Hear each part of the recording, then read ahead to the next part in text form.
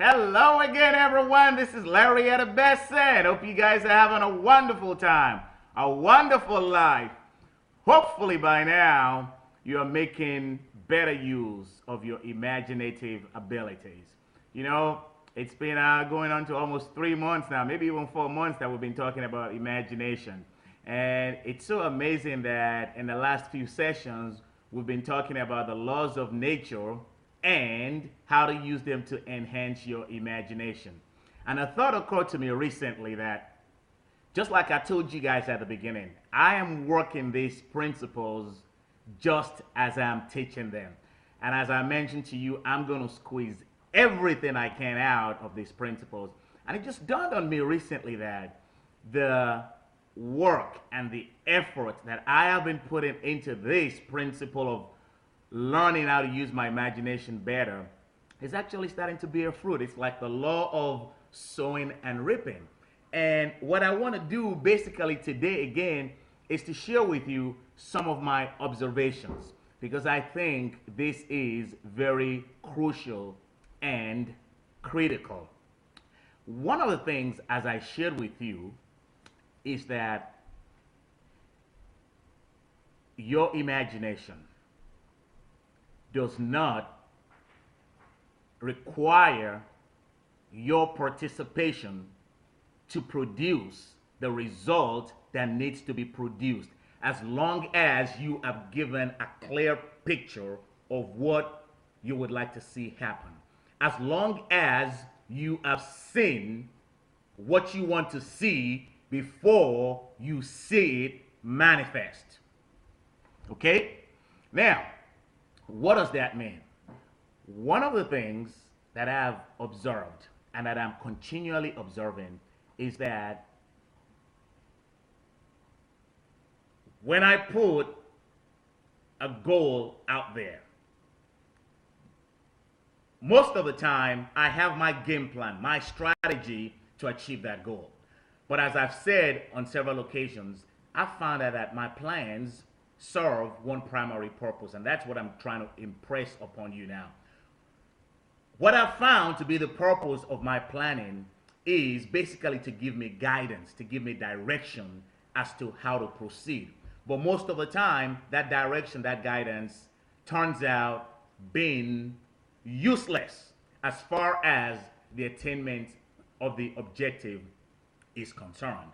So, what am I trying to say? What I'm trying to say is it's very important that we have a clear picture of the end result and not judge by appearances.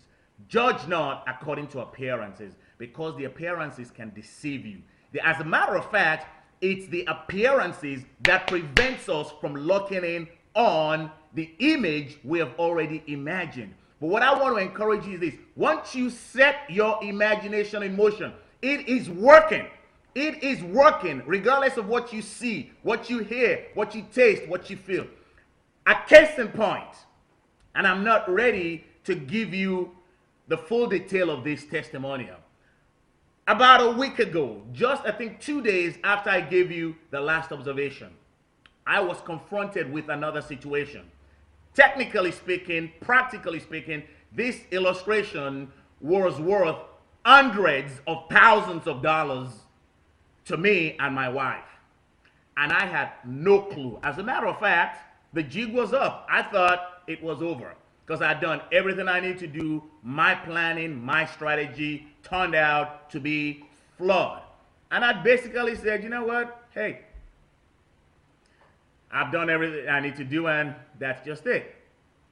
But do you guys know that while I was busy giving up, complaining about I've done everything I need to do, there's nothing else I can do, do you all know that what was needed to put that deal in place for me was already going on?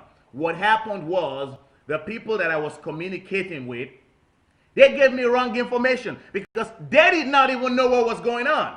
So even though I had my vision, I had my plan, and I thought my plan was sound, the people that I depended on to give me the information to make sure I was on track had no clue what was going on. So they gave me wrong information. And I responded to the wrong information they gave me. And guess what happened to my feelings? Went down. Well, a couple of days afterwards, I got an email confirming what I had already set out initially.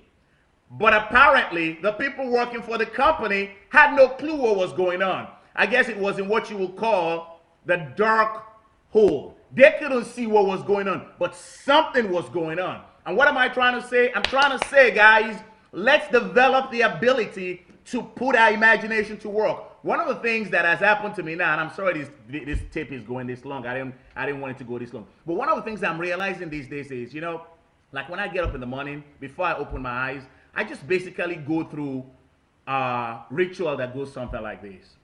You know I am the image and likeness of God. All God is, I am. All the Father has is mine. Therefore, because I'm the image and likeness of God, the greater one is in me than he that is in the world.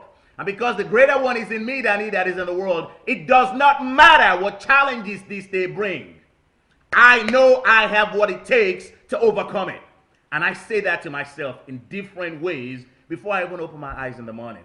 As a matter of fact, I was talking to one of my friends and business partner, Tim McAdams. Tim, if you're listening to this, it's also one of my bosses. I've had all the years I've worked, I've probably had only 3 people that I can really call my boss, because I thought those were the 3 people who actually had something to offer me that will warrant me to call them my boss. And Tim, I just want to let you know, if you're watching this, you're one of those people.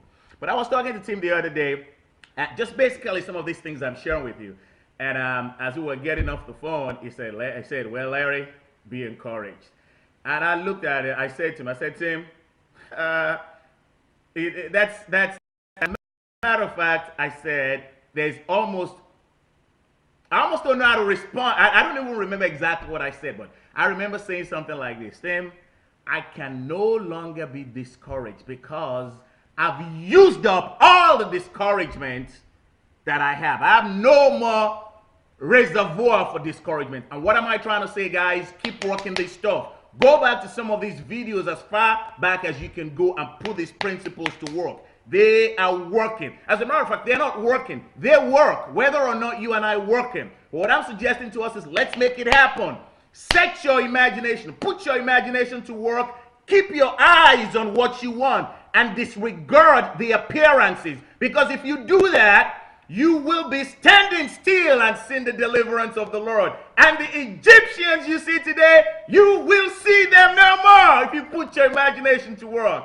Carpe diem and have a wonderful day. And I'll talk to you soon. And the next time we talk, we're going to go back to my own definition of imagination. And then we'll talk about the types of imagination and then we'll go from there. So have a good day. Have a wonderful day. Carpe diem. Remember, what you feel, you attract. What you imagine, you become. What you say, you see. And you will see it when you see it. Ciao.